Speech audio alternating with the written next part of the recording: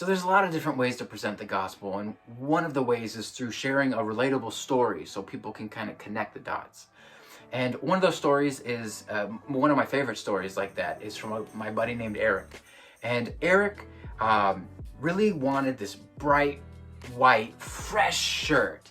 And he bought it, and it was one of his favorite shirts, and so he wore it a lot.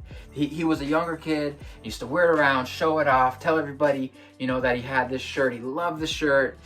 He was so proud of the shirt. And then one day, he was eating spaghetti, and the red pasta sauce, well, you know what's about to happen, right? White clothes and red pasta sauce meet, right? He spills some on his shirt, and now he's freaking out. Now he covers it up. He runs to the bathroom, and what does he do? He tries to scrub it out, right? He tries to scrub it. It's not working. It's making it worse. He even puts soap on it. He's scrubbing it. It's not working. It's making it worse. It's spreading.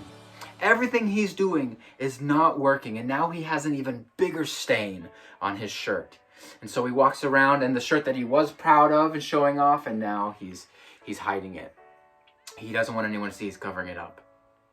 So later that day, he goes home to his parents, and his parents see that he's covering it up. And they ask him, hey, do you need any help? Do you want any help? At first he says no. And they simply are available. They ask again, hey, did you want to talk about it? Do you want to do anything? Eric opens up. He reveals that he put the stain on the shirt, and then he admits, he tells him, he says, Ma, Dad, I know you bought me this shirt. I know it's expensive. I love it, but I put a stain on it. He admits that he messed up. And he says, Ma, Dad, I tried everything I could. I tried to fix it. I tried to scrub it, and it didn't work. I think it's ruined. I'm going to give up on it. I'm just going to throw it away. It's not worth keeping. And so his parents say, Eric, give me the shirt. And then he protests again. He says, no, you don't understand. I tried that. I know you think you can, but you can't. Trust me. I scrubbed it, put soap on it. There's no use. I'm going to give up on it. And they ask again. They said, Eric, give me the shirt. And he protests again, and he explains, says, no, there's no going back. You can't fix this. And what do they say again? In their loving, tender voice say, Eric, if you give it to me, I can make it new. And he holds on to it, and he clutches it, and he thinks that it's kind of impossible, but he knows his parents, he knows the character, so he trusts them. He takes the shirt, he gives it to them, and what happens? What happens is what we all have experienced at some point in our life. Parents do a miracle behind the scenes and get that stain that we thought could never get out of our clothes out. They got the stain out of the shirt. In fact, it looked brand new. They presented the shirt brand new to Eric. And so now he has this brand new white shirt, white as snow, that was stained, but now, once again, he's able to present it. And this story is, of course, an amazing parallel to the gospel, because what happens, well, our lives is like that white shirt, and sin is like that pasta red sauce, where we have our lives, and it's bright and it's white, and then the sin stains, and it stains and it stains.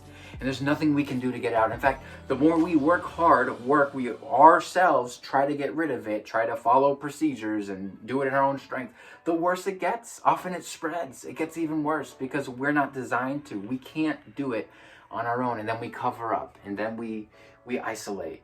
We don't want anyone to know about it. But God at the whole time is saying, give it to me. Show me. Open up. And as we open up, we trust Him. We give Him our lives, even though in our mind it doesn't make any sense. Well, but I tried all these things and it didn't work. There's no way. God does the impossible. It is a miracle. He makes that stained life white as new. And through accepting what Jesus did on the cross, we can get our stains removed. And so we think about stories like that. They're really good for sharing the gospel.